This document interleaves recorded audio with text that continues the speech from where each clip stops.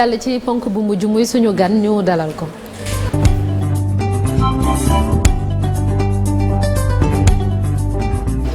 alors Mame Diarra Bousso Thiam moom mooy coordinatrice réseau de développement et de protection des droits des migrants ñu ngi lay nuyu di la ziar di la dalal jàmm soxna Mame Diarra Bousso. merci beaucoup Manit maa ngi leen di nuyu. di leen sant ci invitation bi. alors Chérif tey jile fukki fan ak juróom-ñett ci weeru décembre mooy bés bi ñu jagleel migrants yi maanaam doxandeem yi dinañ waxtaanee ci loolu mbirum visa yi ak yeneen ponk ñu bàyyi la nga door. waaw ci visa boobu sax lañu tàmbalee ndax am na benn campagne bu ngeen lancé campagne pour des procédures de visa justes et équitables lancé ngeen ci une pétition il y a quelques semaines démb sax vous avez organisé une randonnée pédestre pétition bi fu mu toll. ñu ngi ci 1581 signatures donc on tend vers les 2500 signatures. loolu ndawut par rapport ak affaire bi ni mu amee solo parce que mbirum visa moom ñu koy jooy ci Afrique bari na. ndawul aussi parce que en quelque sorte nous avons atteint notre objectif c'est d'abord intéresser la population sénégalaise sur les questions de visa. Parce que souvent c'était un sujet tabou dont quand tu prépares ton voyage tu le caches tu n'es pas obligé d'en parler et autres et même les problèmes que tu vis. wolof soxna Diarra ci wolof waaw. même les problèmes yi ngay nit ñi donc peut-être que on a atteint un objectif parce que bi ñu lancé pétition bi ba tey jëlee gis nañ ne ku ci nekk yaa ngi dugal wax say difficultés yi ngay dund ci wàllum visa bi donc amatuñu complexe pour wax lii nañ leen laaj ci xaalis lii nañ leen arnaqué ak problème yan nañ fay dund de manière ponctuelle. mais yan ambassade ñu ko gën a lakkale ci wàllu visa yéen seen gis-gis. ci suñu gis-gis mën nañ ne ambassade yi nekk ci espace Schengen yëpp la parce que pour am accès oui waa Occident. parce que déjà on sait que bu ñuy wax ci migration dañuy moom moo gën a sonal nit ñi pour am ci visa loo tax ñu focus sur ces demandes de visa ci espace Schengen bi. léegi ci suñuy door ñun dañoo constater d'abord difficulté yi nañu nattu xool jafe-jafe yi nga xamante ne le citoyen sénégalais di am pour ami visa pour dem ci pays européen yi bien vrai que Sénégal ku ko gis xam ne dëkkum teraanga la ku ne ñoo ngi koy xejal mu yegsi ci réew mi donc on trouve anormal que citoyen sénégalais am problème pour ami visa dem ci beneen réew te des fois lu ko fa yóbbu c'est simple soit day jàngi soit day faju ji soit dafa war a def tourisme alors que c'est quelque chose de normal parce que c'est le droit international. D'accord. Qui le consacre. mais bu ngeen procédure de visa juste et équitable da ngeen a bëgg ñun ni ñuy bàyyee ñoom waa Schengen yi ñu yombal leen dugg Sénégal ñoom it ñu yombal leen ko loolu ngeen di viser. waaw parce que dañu bëgg a tendre vers la réciprocité déjà bu ñu amee une diplomatie forte avec l'accompagnement de la société civile que nous sommes déjà ñun suñu collectif bi c'est 35 organisations de la société civile yiy liggéey ci wàllum migration donc ñun bu ñu boolee suñu doole peut-être on arrivera à influencer l'État du Sénégal pour que mu jël ay décisions par rapport à ces procédures qui sont vraiment dures pour les Sénégalais. mais réciprocité amoon na fi. Macky Sall bi muy doog a ñëw au pouvoir def nañ ko fi mais. jéemoon nañ ko. waaw commencé woon nañ ko. waaw doxut parce que dama dem ba mu am impact sur le tourisme. mais boobu léegi am na lu changé. parce que tey jëlee Sénégal dëkk boo xamante ne il attire beaucoup les occidentaux. que tey jëlee li ñu am en ressources dina tax ba ñoom ñu war a investir c'est pour travail c'est pas juste le tourisme moo leen siy attiré ci Sénégal donc pour cela il faut que ñu pare toog déjà ñun on a les ressources qui les attirent ñu préparer pour que suñu diplomatie permettre à ce que. li ñuy wax à égale dignité ku mën a dem foofu problème yi ngay am ku mën a ñëw fii facilement ñoom ils viennent facilement donc ñun bu ñuy dem foofu mu difficile il faut qu'on tend vers la réciprocité mais avant même réciprocité boobu foog d'abord ñu xool frais visa yi soit ñu dem vers l'élimination de ces frais de visa soit ku am visa ba ñu accordé la nga fay mais ku ñu refusé nga bañ a fay wala ñu delloo la remboursement partiel oui Alaaj Daouda oui. dañoo gis ne jamono yi même procédure dafa gën a compliqué waxuñu rek au niveau des ambassades nga xamante ne pour fay visa bi mais léegi gis nañu pour nga am rendez-vous sax am na ay rabatteurs yu nga xamante ne ci dugg. da ngay ñëw ñu fay loolu lu cher avant même que ngay accéder ci ambassade bi. c'est ça voilà tey jii pour nga am un rendez-vous les gens am na ñu nga xamante ay 100 et quelques mille lañ lay fayloo pour que nga am un rendez-vous pour dogal bu dem déposer ça veut dire que frais de visa yi lu ci ëpp sax. lu ëpp frais visa yi sax da nga koy def avant que ngeen koy léegi nag loolu est-ce que dafa am ay tànk jéego yi nga xamante ne ko ciy def. bien sûr parce que bokk na ci point recommandation yi nga xamante ne moom la ñu jagleel état déjà il y a les services intermédiaires. Si je peux citer VFS ñoom tey jëlee ces services intermédiaires moo tax ba ñu externaliser traitement du visa donc ce n'est plus le citoyen et l'ambassade donc si ce service intermédiaire ak citoyen bi donc il y a d'autres frais yi nga xamante ne ils se rabattent. Au-delà de ça, vous avez parlé des plateformes de prise de rendez-vous. Am na fraude bu ci nekk. Vous avez parlé de 200 000 mais il y a des gens qui ont payé 600 000 pour am rendez-vous donc c'est anormal. Donc ñun tamit loolu ñoo ngi ci teg suñu loxo pour état jóg ci que ces plateformes soient sécurisées. Parce que si on tend vers le digital, le et tout, il faudrait que plateforme yooyu ñu am ci sécurité ba ko bëgg a jël rendez-vous jël ci rendez-vous yu mucc ay sans problème ñuy fay yenn frais yi. yaa ngi doon wax sànq ne Sénégal jamono ji dafay attirer mais en dehors de ça lan la ñu mën a def comme pression ci état bi xañ na wala peut-être yeneen réew yooyu sax nag ngir donne bi changer parce que depuis des années ñu ngi koy kaas mais gis nañ ni du soppeeku benn yoon teg ci ñi muy impacté bari na rawatina ay xale yoo xam ne dañoo bëgg a dem jàngi duñ ko mën wala ñi nga xam ne dañuy dem defi ji tamit ay liggéey foofu noonu et tout alors que ñoom bu fekkee ñoom ñoo war a ñëw c'est beaucoup plus simple. En fait c'est ce qu'on est en train de faire d'abord ak randonnée bi. Parce que démb def nañ randonnée pédestre wër côté Bopp Massalikul Jinaan jet d'eau alerter l'opinion publique et l'opinion internationale. Nous savons que nos États ont des contraintes diplomatiques mais nous en tant qu'organisation société civile on peut les influencer mais aussi alerter les Occidentaux parce que à travers cette marche on peut les pousser peut-être à prendre des décisions. C'est vrai qu'on sait que chaque État doit garantir sa sécurité ñoom tamit taxaw nañ pour peut-être ut sécurité ci seenim réew waaye warul mun a tax ñu tere suñu ndaw yi dem foofu di jàngi wala loolu donc pour randonnée bi je dis que la pétition d'abord qu'on a lancée en premier alerter l'opinion publique permettre sénégalais yi ñu signer pétition bi deuxièmement ñu def randonnée bi et aujourd'hui on célèbre la journée internationale des migrations ça permettra d'avoir peut-être boosté un peu la décision de l'État parce que on ne peut qu'influencer l'État mais avec nos recommandations peut-être État bi mën na ci gis boppam population bi gis ci boppam à ce que les choses puissent être poussées. Et est-ce que ça sera facile parce que problème bi ne date pas d'aujourd'hui xëy na peut-être lañ gën a gis donc affluence bi gën a bari lu mooy loolee également xam nga ne fii ak i weer daañu amal jonganteeg paluk njiitu réew mi est-ce que itam li ngeen jot a xeex ba beneen président ñëwee fii ci réew bu Sénégal du nekkaat lu ngeen di dooraat maanaam commencement bu ngeen di amalaat. Je pense que dans une lutte c'est une continuité. tey jii même bu beneen état ñëwee taxaw fii ñun li ñuy def mooy continuer ak ñoom di leen influencer joxe ay recommandations pour ñu topp loolu parce que lutte bi du tey nañ ko door. peut-être tey ci visa nañu wax mais am na yeneen jamono ñuy wax ci les potentiels qui doivent pousser les jeunes ñu toog fii liggéey fii tey jii dañoo gis ne visa mooy problème ponctuel ñu ne ci donc dañu am des objectifs que nous sommes fixés di ci dem facilement avec peut-être l'État du Sénégal la société civile et autres te gëm naa ne lutte bii ñun dañ ci intégrer État du Sénégal, les opposants, le Parlement. On a eu à échanger beaucoup d'autorités au niveau du Sénégal. Donc, même vous, avec cette élection présidentielle, ça sera une continuité. Parce que conséquence mooy affaire immigration irrégulière bi ñu wax parce que bu doon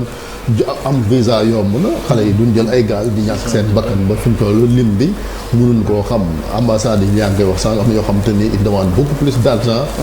loolu xaalis la mais même procédure këyit rek dañ la laaj ci këyit rek des fois day décourager nit ñi parce que ñu bëri dañ naan jaralu leen ko pour ñu wuti visa. ñun loolu nañu gëm de parce que déjà bu ñu ne migration irrégulière ñu ci bëri dañ naan facteur économique la mais des fois migration irrégulière le durcissement des politiques migratoires européennes la ñoom dañoo tëj seeni frontières tënku donc loolu dañ teg ne mën na faj migration irrégulière mënu ko faj da koy yokk parce que léegi jeunes yi problème yi ñuy am ci visa moo tax ba jéematuñu demander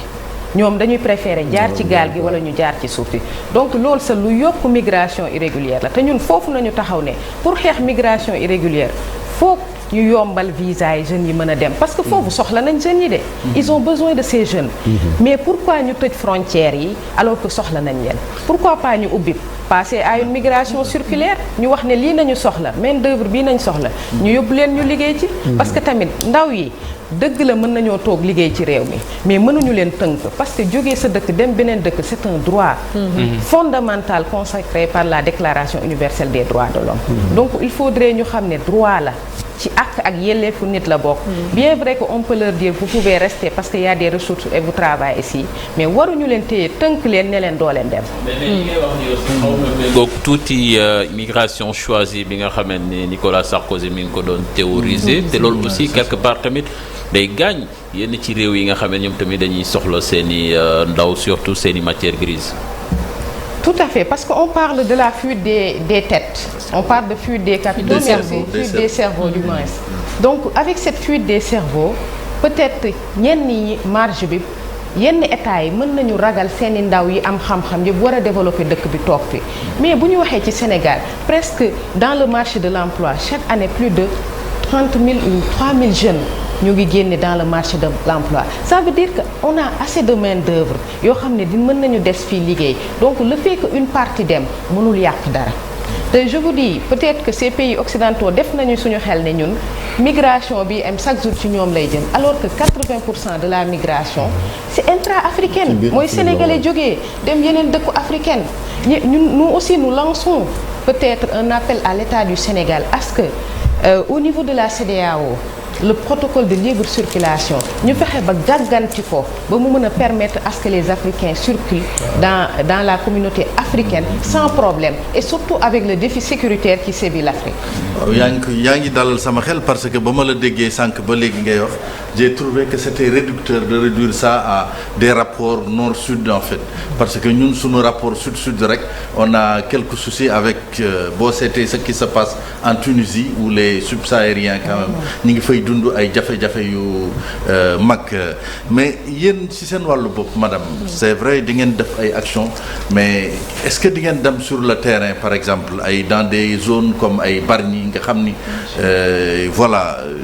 affaire bi dalee na laal migration bi dalee na laal pour ngeen di def ay sensibilisation pour man sax seen randonnée bi ci tefes gi ngeen ko waroon defee ce serait symbolique c'est mon avis mais je pense c'est important ngeen di jege cette population-là voilà di sensibiliser également. Bien sûr nous avons l'habitude di dem ci yenn zone côtières yi mais aussi di dem ci dëkk yi nga xamante ni migration ëpp na fa nous avons été à Louga pour parler avec les gens ñi nga xamante ni ce sont des impactés de la migration les femmes de migrantes les associations de migrants pour wax ak ñoom et les migrants de retour ñi ñu war a réinsérer on les approche di leen sensibiliser di leen expliquer di leen won les opportunités qui s'offrent à eux ici au Sénégal s'offrent à eux quand ils reviennent au-delà de ça aussi dem nañ à Kédougou à Tambacounda voir cette zone aurifère où il y a tellement de migrants presque il y a 7 nationalités qui sont présentes à Harahena nekk fa ci gisement or yi di ci liggéey donc ñooñu tamit ils devraient être protégés c'est parce que ce sont des migrants qui ont quitté leur pays pour venir au Sénégal parce que quand on parle de migration on ne parle pas justement de nos immigrés mais aussi des immigrés et des émigrés ñay dem mais ñuy fekk ci suñuy réew foog ñoom tamit ñu xool ñoom ndax ñu ngi ci sécurité te respecté nañ seen ak seen yelleef ne vous inquiétez pas monsieur ñun ñu ngi wër Sénégal ñu ngi dem dans les zones côtières ñu ngi dem au niveau des régions donc pour délocaliser cette migration parce que gouvernance ou migration ça ne se fait pas au niveau central de ça se fait au niveau local au niveau de nos collectivités territoriales et autres parce que bu ñuy wax ay migrants tamit xëy na ñu bëri dañuy jàpp rek ne ñiy tukki ci anam bu lewul la mais am na ñoo xam ne tukki nañu te jaarale nañ ko ci yoon ñoom tamit fi nga xam ne nekk nañ fa dañ fay dund ay jafe-jafe c'est ça ak montée nationalisme ak yeneen yi ñuy nemmeeku ci yeneen réew yi ñoom tamit bien sûr parce que tey jii ñun suñu njëkk yi sensibilisation d'abord c'était pour que l'État du Sénégal ratifie quelques conventions de l'OIT parce que ña fa dem liggéey moo leen fa yóbbu ñu ngay liggéey mais est-ce que respecté nañu seeni droits parce que le droit du travail tel qu'elle est-ce que au niveau de l'extérieur ils respectent ces Sénégalais ou ces autres nationaux qui sont là-bas di liggéey donc je me dis que sensibilisation bi foofu la njëkkee d'abord parce que on avait à la ratification de la 589 et de la 543 de l'OIT pour la protection des droits des travailleurs migrants mais et des membres de leur famille. Donc tout à fait c'est des pistes. association yi défendre migrants yi bari nañ trop Sénégal pléthore d'association fu nekk ñu ngi leen fay dégg seen ànd gi aussi est-ce que gën a tukk ngir seen plaidoyer boobu mën a jëm ko. Je pense qu'on a vu le résultat parce que déjà collectif bi 35 associations de la société civile la ëmb te boobu ba tey jile bi ñu dajale suñu doole on voit que ne ñu ngi toucher plus de résultats on atteint un peu plus nos objectifs et je pense que ce n'est que le début. Donc ce collectif, ce n'est que le début. Et je pense qu'avec l'accompagnement des médias, on pourra y arriver. Parce que parler de migration, comprendre le concept de migration, il faut que les médias nous accompagnent pour une vulgarisation, peut-être des concepts dont nous discutons. Parce que si nous sommes dans une salle de discuter de migration en tant qu'experts et autres, nous chaque jour, nous devons comprendre fan la migration. Mais il y a un réseau, n'est-ce pas, pour les journalistes qui liggéey sur la migration. Il y a un réseau. Bien sûr. Il y a l'AJMS, l'Association des journalistes en migration et sécurité. Il y en a d'autres, des journalistes qui sont spécialisés sur les questions migratoires et on travaille avec eux. Et même dans ce collectif, nous sommes ci biir. D'accord. Madame, presque vous avez sillonné les 14 régions du pays pour sensibiliser ñi nga xam ne ñoom ñoo di ndaw ñi na nekk te tugal am ay jafe-jafe même si gouvernement bu Sénégal teg na fa ay représentants pour lu soxal wàllu yóbbante yi jafe-jafe yi nga xam ne ñu ngi koy dund foofu ñu bañ ñu koy saafara mais ñoom la ñu xam le moom moo di yenn saay seen ay yóbbante du dal ci nopp njiit bu réew mi ndax interlocuteur bi war duñ ko def ndax yéen di ngeen fay faral di dem di déglu si nga xam ne moom moo di seen ay soxla bu ko defee itam ngeen ñëw ko daal di koy jébbal njiit bu réew mi. Bien sûr parce que tey jii bu ñuy wax ci migration te dugaluñu migrant bi au cœur du problème il y aura pas solution. Déjà ci ñuy génne ci suñuy sorti à chaque fois dañuy rencontrer ay migrants ñu duñu wax jafe-jafe yi ñuy dund des fois nga gis ci ku ci voyage sa migrant tase ak yow yóbbante la koppar pour famem donc ñun à tout moment on est en contact avec eux difficulté bu amee sa la plupart du temps on est plus informés on est les premiers à être informés même que je dirais nos gouvernants parce que dañu am contact privilégié yoo xam ne on les a avec les migrants donc c'est pas juste on reste au Sénégal pour parler aux jeunes qui sont les potentiels migrants mais aussi ñu ngi waxtaan ak ñi nga xamante ne tukki nañ des fois ñu am ci ay jafe-jafe des fois pour renouveler seen titre de séjour ñu am ci ay jafe-jafe ak yooyu di oote di laajte ñu leen di jéem a tegtal di leen jox ay information xool nu ñu leen mën a jàppale di pousse état aussi mu dugal leen dans les politiques de développement parce que bu ñu ne ñi nekk ci bitim réew les migrants si li ñuy apporter Sénégal c'est supérieur à l'aide publique au développement donc on se dit que ils ont une manne financière bu apporter au développement du pays il faut qu'on les prenne en compte malgré la crise takku na mais pour terminer ren ci wàllu visa yi la ñu ñëwaat ba léegi xalaat ngeen aussi dem ci ambassade yi nga xamante ni ñoom ñoo waral coow li ngir di waxtaan ak ñoom rawatina Union européenne am nañ sax une délégation qui est là ñoom comme le problème se situe au niveau de ces pays là yi nekk ci espace Schengen ngir li tracasserie ak arnaque yi wàññeeku wala mu dakk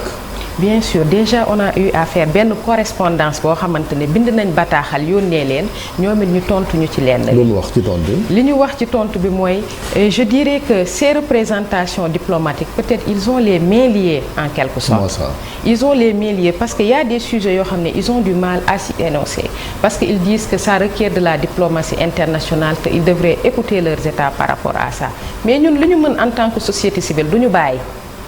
saa su dara amee dinañ def correspondance ak ñoom dinañ leen yónnee bataaxal won leen ne leen ñun sur question yi nañuy lijjantiwu durcissement des visas yi dañoo bëgg mu dakk dañoo bëgg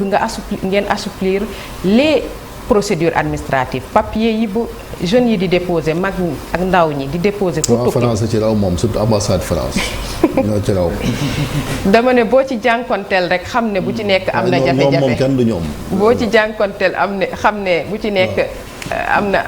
bëri na loolu ay jafe-jafe donc chaque jour leur rappeler que c'est un droit de migrer nañu permettre à ce que les jeunes partent il y a des gens qui veulent partir juste pour signer des coopérations non doo am ñoo xam ne ay malades la ñu soxla ay évacuation wala naan indi kayit du leer ñu refuser leen mais je vous explique dans le cadre de nos tournées dem nañ à Louga benn commune boo xamante ne l'équipe municipale devait signer une coopération mais c'est toute l'équipe qui devait signer pas seulement le maire avait du mal à trouver un rendez-vous avait du mal à amener cette équipe municipale pour qu'il signe des coopérations et s'il avait peut-être cette autorisation de voyager signer des coopérations s'ils reviennent ils investissent ces fonds pour retenir les jeunes ici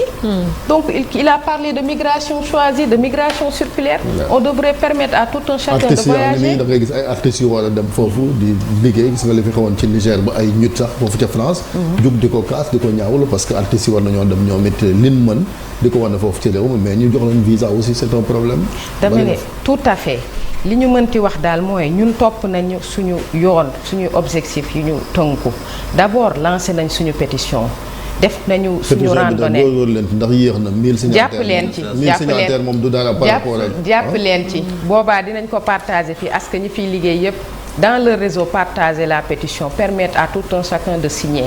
ñu divulguer ko nit ñi mën a signer ñu mën a dem waxtaan ak nguur gi jébbal leen ko ne leen sénégalais yépp nag ñu ngi nii ñépp a ci am jafe-jafe daanaka problème visa boo ko dugalee statut sa téléphone day fees. Absolument. parce que ku ne da lay wax jafe-jafe yi muy dund ñëpp am jafe-jafe yi. c'est ça merci ak foo mën ci nekk. oui merci beaucoup merci Mame Diarra Bousso Thiam ma fàttali ni yow yaay coordinatrice réseau de développement et de protection des droits des migrants di REDEM ñu ngi lay sant di la gërëm bu baax merci bonne journée à vous ñu jàll ci l'observateur ak record li ñu xëyee tey ci altine bi.